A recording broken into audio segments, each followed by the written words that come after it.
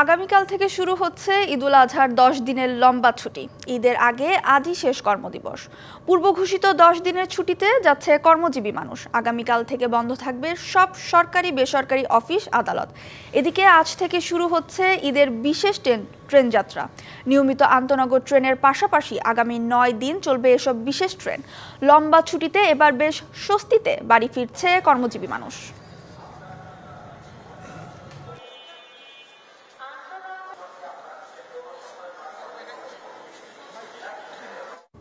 ঈদুল আজহার লম্বা ছুটি শুরু হচ্ছে কাল থেকে। সকাল থেকে পথে পথে রাজধানী ছাড়া মানুষের ভিড়। কমলাপুর রেল স্টেশন থেকে ঈদ যাত্রার খবর জানাতে যুক্ত হচ্ছেন সহকর্মী ফরহাদ জামান। ফরহাদ, কেমন দেখছেন এবারের ঈদ যাত্রা, আমাদের জানাবেন। ধন্যবাদ। আমরা সকাল থেকেই কমলাপুর রেল স্টেশনে আছি। আপনি জানেন যে আজকে কিন্তু ঈদ যাত্রার পঞ্চম দিন এবং আজকে বেশ কিছু সরকারি অফিস এবং বেসরকারি অফিস কিন্তু আজকে শেষ দিন। তবে আমরা দেখেছি সকাল থেকেই যাত্রী কিছুটা চাপ থাকলেও যেহেতু শিডিউল অনুযায়ী ট্রেনগুলো ছেড়ে যাচ্ছে, যার কারণে কিন্তু ট্রেনের যে ভিড় সেই ভিড়টা কিন্তু হচ্ছে না এবং যে ভোগান্তি সেই ভোগান্তিও কিন্তু নেই। যাত্রীরা বলছেন তারা স্বস্তিতেই উঠছেন এবং ট্রেনেও যে বাড়তি যে ভিড় যে চাপ সেই চাপটাও কিন্তু আমরা দেখি নেই। যে যাত্রীরা আসছিলেন তারা ঠিকঠাক মতো ট্রেনে উঠে যায়। প্ল্যাটফর্মটাও অনেকটা ফাঁকা হয়ে গেছে। এখন পর্যন্ত আমরা জানতে পেরেছি আজকে 44 জোড়া ট্রেন যাবে, এর মধ্যে এক জোড়া স্পেশাল ট্রেন আজকে থেকে চালু হয়েছে।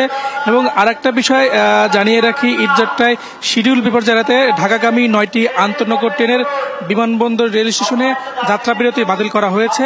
এই 4 জুন থেকে ঈদের আগের দিন পর্যন্ত কিন্তু এই শিডিউল কিন্তু চলবে। এখন পর্যন্ত সকাল থেকে যতগুলো ট্রেনের শিডিউল ছিল সবগুলো কিন্তু যথাসময়ে ছেড়ে দেওয়ায় কিন্তু ট্রেনের শিডিউল বিপর্যয় হয়নি। এবং আমরা দেখেছি যে টিকিট ছাড়া আসলে কাউকে ভ্রমণ করতে দেওয়া হচ্ছে না। বাইরে 3 স্তরে নিরাপত্তা ব্যবস্থা গ্রহণ করা হয়েছে, টিকিট ছাড়া যেন কেউ ভ্রমণ করতে না পারে। এবং ভিতরেও আইন শৃঙ্খলা বাহিনী রয়েছে, কোনো ধরনের অপ্রীতিকর ঘটনা বা চুরি ছিনতাই যেন না ঘটে সেই বিষয়েও তারা নিরাপদ রয়েছে। এবং এখন পর্যন্ত ট্রেনের ছাদের যে ভ্রমণ সেই বিষয়টিও কিন্তু আমাদের চোখে পড়ে নাই। আমরা যাত্রীদের সাথে কথা বলেছি, তারাও স্বস্তির কথা জানিয়েছেন।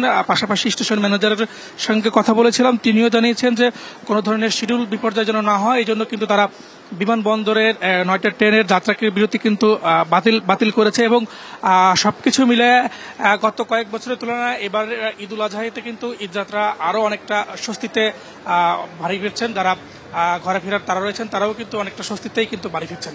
এখন পর্যন্ত কমলাপুর স্টেশন থেকে আমার কাছে এই ছিল সর্বশেষ তথ্য। ধন্যবাদ ফরহাদ আমাদের সাথে যুক্ত হওয়ার জন্য।